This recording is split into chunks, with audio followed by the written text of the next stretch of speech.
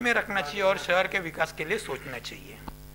मंटू जी, अभी आपने जैसे कहा कि इंफ्रास्ट्रक्चर की कमी है यहाँ पे उल्लासनगर में because lot of corruption is taking place.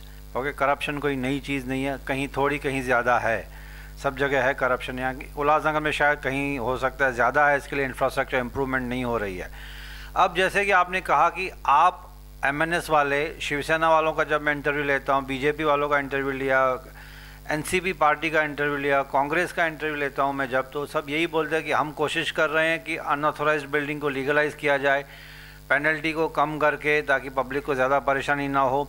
लेकिन मुझे ये बात नहीं समझ में आ रहा है कि अब महाविकास अघाड़ी पार्टी में 3 बड़ी बड़ी पार्टीज है, NCP, कांग्रेस और मेजर पार्टी है शिवसेना। ये तीनों पार्टीज़ महाराष्ट्र सरकार को चला रही हैं मिलके, तो उनके काफ़ी कॉरपोरेटर्स हमारे उल्लासनगर में भी हैं। तो जब महाराष्ट्र की सरकार इन तीनों पार्टीज़ की हैं, तो मेरे ख्याल से full support should be given from Maharashtra government to the local Ulhasnagar government, ताकि इंफ्रास्ट्रक्चर इम्प्रूव हो जाए। क्योंकि ये आगे चल के वोट बैंक तो इन तीनों पार्टीज़ का ही बनेगा। पब्लिक खुश होगी तो ऑटोमेटिकली वोट देगी, किसी को हाथ पैर जोड़ने की ज़रूरत नहीं पड़ती है। प्लस नाम तो होगा, प्लस इंफ्रास्ट्रक्चर जब इम्प्रूव हो जाएगा तो टैक्सेस और इम्प्रूव हो जाएंगे। सर, मैं तुमको एक बात बताता है, सीएम, ये मेरा कहने का मतलब, सॉरी आपको मेरा अभी सवाल, तो ये तीनों पार्टीज क्या सच्चे दिल से नहीं चाहती हैं क्या कि उल्लासनगर में इम्प्रूवमेंट आ जाए? एक बात बताओ, आज सरकार को 2 साल हो गए, बराबर है। इस 2 साल में सीएम शिवसेना के हैं, यूडी मिनिस्टर शिवसेना के हैं, बराबर है। उसके बाद में डिप्टी सीएम राष्ट्रवादी के हैं, महसूल मंत्री कांग्रेस के हैं। ये सब होने के बाद में इनको रोका किसने है करने के लिए? मैं वही कह रहा हूँ ना, रोका 2 साल हो गए, लेकिन इनकी मानसिकता नहीं है। ये चुनाव के टाइम पे वापस लोगों को पागल बनाने का काम करेंगे कि हम लोग करेंगे, फिर 5 साल। वही नहीं होना चाहिए। अभी लोगों को मैं बोलूँगा, इलेक्शन के पहले अगर कुछ काम नहीं हुआ इस चीज़ों पे, तो लोगों ने इनका बहिष्कार करना चाहिए। हाँ, इनको रोका किसने? इनका एक दिन का काम है ये सब डिसीजन लेना। अभी तुमको रेडी रखने का, रेट कम करने के लिए महसूल विभाग और यूडी दोनों के हाथ में है, दोनों कर सकते हैं। सीएम ने बोला कर दो तो हो जाएगा। रोका किसने? जो रेगुलाइज करना है उसको में भी किसने रोका है? चालू करो, दो लोगों को राहत दो। लेकिन ये क्या, इतना टाइम बाद 2006 से लेके 2022 तक, आज लगभग 16 साल में ये लोग ने कुछ नहीं किया। अभी इलेक्शन के टाइम पे बोलेंगे हम लोग करेंगे, तो कभी करेंगे ये लोग? मेरे शहर के लगभग 60% लोग यहाँ से जा चुके हैं, सिर्फ बिजनेस इधर है। जाके कल्याण में रह रहे, अमरनाथ में रह रहे, बदलापुर में रह रहे, नवी मुंबई में रह रहे, मुंबई में रह रहे। वो लोग क्यों शहर छोड़ रहे हैं? क्योंकि हमारे पास डेवलपमेंट नहीं है, इंफ्रास्ट्रक्चर नहीं है, इसलिए जा रहे। फिर हम लोग कभी जागेंगे? तुमको सबसे बड़ी बात बताऊं, मेरे कॉरपोरेशन में 78 कॉरपोरेटर है। 78 में से लगभग 55 कॉरपोरेटर जो है वो 10th तक ही पढ़े। अच्छा। कोई अनपढ़ है, कोई दूसरी पढ़ा है, कोई चौथी पढ़ा है, कोई 5वीं पढ़ा है, कोई 7वीं पढ़ा है, कोई 9वीं पढ़ा है, ऐसे 55 लोग हैं। इसमें भी मेरे ख्याल से क्वालिफिकेशन कंपलसरी करना चाहिए। जैसे गवर्नमेंट जॉब में बच्चों को सताया जाता है, कॉरपोरेटर, MP, MLA, इनके लिए भी क्वालिफिकेशन फिक्स होनी चाहिए। सर, तुमको एक याद होगा, गवर्नमेंट जो कानून बनाती है ना, वो सत्ता में जो लोग बैठे होते हैं ना, वो अपने हिसाब से बनाते हैं। जब 2002 में एक लॉ किया गया कि जिसको 2 बच्चे के ऊपर 3 बच्चे वो इलेक्शन नहीं लड़ सकते हैं, तो उस टाइम पे भी वो क्या किया गया मालूम है क्या? 2002 के पहले या 2002 के बाद जिनको 3 बच्चे हैं वो इलेक्शन नहीं लड़ सकते। कहीं ना कहीं बेंचमार्क अपने कन्वीनियंस के हिसाब से बना लिया, आपका कहना? लॉ सब पॉलिटिशियन के अपने सत्ता के हिसाब से बनाया जाता है, ये ना पब्लिक को हित देख के बनाया जाता है। लॉ ऐसा ही होता है। लॉ पहले हमारा बच्चे मतलब 2002 के पहले 9 बच्चे हैं तो भी इलेक्शन लड़ सकते हैं, 2002 के बाद 3 बच्चे हैं तो इलेक्शन नहीं लड़ सकते। ये कौन सा लॉ होता है? मतलब जो आम जनता है वो तो बेचारी कंफ्यूज हो जाए। लॉ जो सत्ता में बैठे लोग हैं वो अपने हिसाब से अपने को कैसा फायदा होगा ये हिसाब से लॉ बनाते हैं। तो वो जो मैं हमेशा टीचिंग में एक डायलॉग बोलता हूँ, if I can't convince you I will confuse you. I repeat, if I can't convince you I will confuse you. तो पब्लिक बेचारी कन्फ्यूजन में ही, एक तो पढ़े लिखे लोग हैं नहीं इतने अनफॉर्चुनेटली, फिर कन्फ्यूजन इतनी है कि 2002 के बच्चे इतने, ये वो कन्फ्यूजन में पागल हो जाए आदमी। ऐसा ही है। ऐसा ही है, कंफ्यूजन कर करके, लेकिन मेरे शहर का पूरा वाट लग गया है। शहर का विकास होना चाहिए, शहर के विकास के लिए काम करना चाहिए। मैं तो शहर वासियों से अभी निवेदन करूंगा, आप जब वोट डालने जाओगे तो शहर का जो चित्र है वो एक बार देख लेना कि तुमने क्या क्या भुगता है, तुमको क्या सुविधा मिली है, तभी वोट करना। पैसे से वोट करके और 5 साल बिकने से अच्छा है कि पैसा न लेते हुए किसी अच्छे आदमी को चुन के दो, तो जाके वो मेरे शहर का इंफ्रास्ट्रक्चर सुधार सके, मेरे शहर की सड़कें सुधार सके, मेरे शहर का एजुकेशन सुधार सके। और एजुकेटेड लोगों को अगर आप वोट करते हो तो शायद मेरे शहर का विकास हो सकता है। लेकिन ये सब अभी मेरे शहर के लोगों के हाथ में है कि हमने आज तक जो जो भुगता है वो गलती हमको सुधारनी है, तो अच्छे लोगों को वोट करना होगा। दोस्तों, मैं बहुत पॉलिटिकल इंटरव्यूज़ देखता हूँ, मेरी बेसिक ड्यूटी है, रिसर्च करना पड़ता है हम लोगों को, न्यूज़ चैनल वालों को। And I being the chairperson of the news TV channel head हूँ मैं, तो मेरी ड्यूटी है कि मैं दूसरे चैनल देखता हूँ, दूसरों के इंटरव्यूज़ देखता हूँ, बड़े बड़े लोगों के। तो अननोइंगली ऐसे होता है कि I become a great fan of few of the political leaders जो मुझे बहुत अच्छे लगते हैं, जो मेरे दिल के करीब है, जिनको अपना मैं आइडल मानता हूँ। उनमें से एक हैं हमारे राज साहब ठाकरे। मैं आप बैठे हैं सामने, इसके लिए झूठी तारीफ नहीं करता हूँ, मैं इनके सब इंटरव्यूज़ देखता हूँ।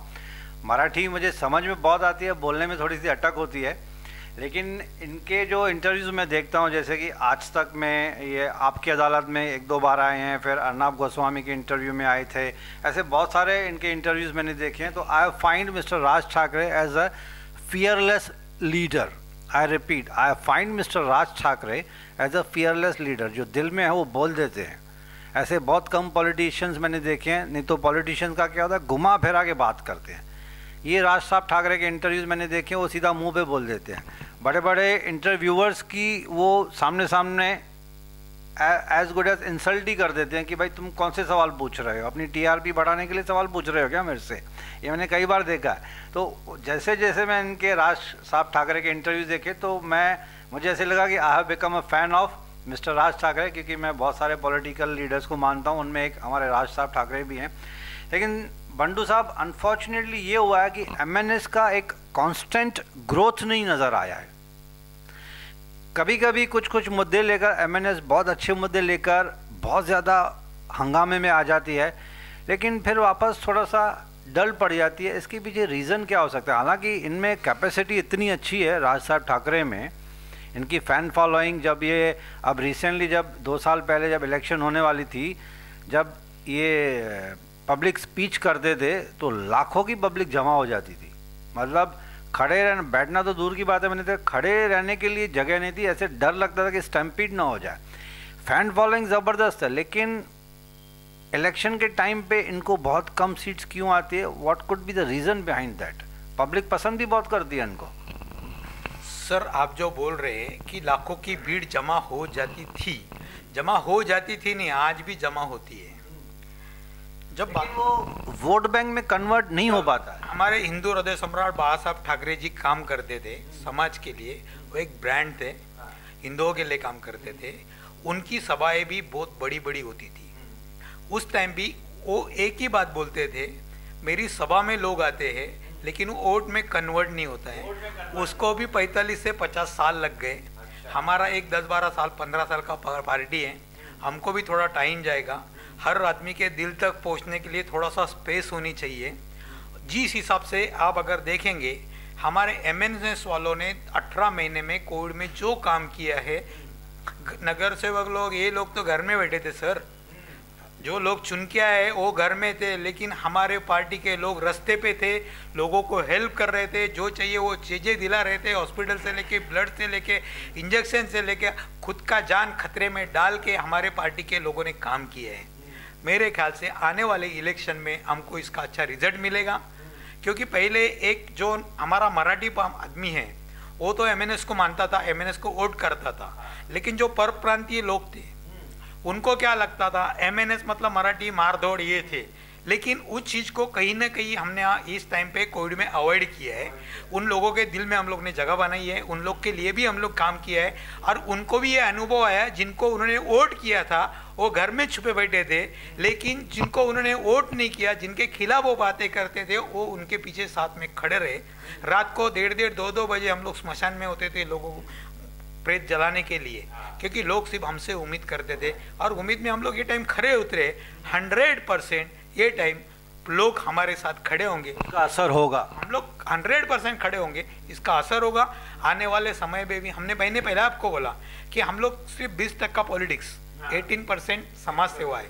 ये टाइम पे हमने लगभग 100% समाज सेवा की है और इसका फायदा शायद हमको 100% होगा। लोग हमको आशीर्वाद देंगे और जो सवाल आप आज पूछ रहे हैं वो आने वाले इंटरव्यू में नहीं पूछेंगे, ऐसा मैं उम्मीद करता हूँ। और ये मैं भी चाहूँगा कि मैं आने वाले इंटरव्यू में बंडू साहब से और इनकी जो सीनियर्स उनको बोलूँ कि सर अनएक्सपेक्टेडली आपकी पार्टी काफ़ी आगे चली गई।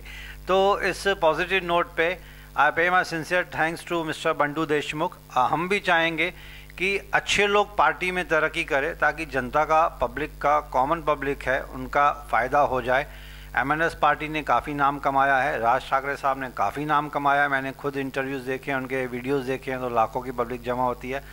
बट कुछ ना कुछ रीज़न है। अभी जैसे बंडू साहब ने कहा कि थोड़ा सा वक्त लगता है, ठीक है, अच्छी बात है। हम भी चाहेंगे दिल से कि MNS पार्टी आगे आ जाए, अच्छा काम करे, पब्लिक की दुआएँ ले ले, बंडू देशमुख जैसे पॉलिटिकल लीडर और पैदा हों ताकि ओवरऑल जो डेवलपमेंट ऑफ इंडिया है, मैं उल्लासनगर की या थाना की या महाराष्ट्र की बात नहीं करता हूँ, मैं overall in a larger interest of Indian public की मैं बात कर रहा हूँ।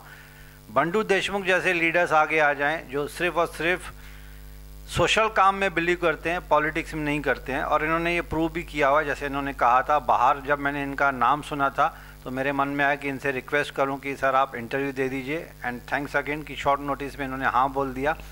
पॉलिटिकल लीडर हैं, प्रेसिडेंट की पोस्ट पे, बट नेचुरल बहुत सारी मीटिंग्स वगैरह होती हैं, उसके बावजूद इन्हें टाइम दिया। I sincerely pay my thanks to you sir. And फिर आपसे मुलाकात होगी, मुद्दे बहुत सारे हैं। We keep coming to Ulhasnagar very frequently, हफ्ते में 1-2 बार उल्लासनगर हम लोग का आना जाना हो रहता है। जहाँ पे कंट्रोवर्शियल न्यूज़ होती है वहाँ पे न्यूज़ टीवी पहुँच जाता है। बट हम भी चाहते हैं कि डेवलपमेंट ओवरऑल होना बहुत ज़रूरी है। तो sir thanks talking to us, thanks for giving us time. फिर बहुत जल्द आपसे मुलाकात होगी। सच्चे दिल से मैं दुआ करता हूँ कि आप जैसे अच्छे लोग बहुत ऊपर जाएं, जितनी आप तरक्की कर सके, आपकी तरक्की यानी कि उल्लासनगर की तरक्की। तो थैंक यू वेरी मच। तो फ्रेंड्स, अगर आप world travel related videos, recipes, entertainment, Hollywood, Bollywood, world related news देखना चाहते हैं तो visit our web channel www.newstv.co.in। और हम NGO भी हैं हमारा, जो सेंट्रल गवर्नमेंट ऑफ इंडिया से रजिस्टर्ड है। हम NGO की तरफ से कोशिश करते हैं कि अच्छे अच्छे मुद्दे उठाएं in the interest not only in women, नाम वुमेन पावर है, लेकिन हम बहुत सारे सोशल इश्यूज़ को हाईलाइट करते हैं। Thanks for listening to us, thank you very much.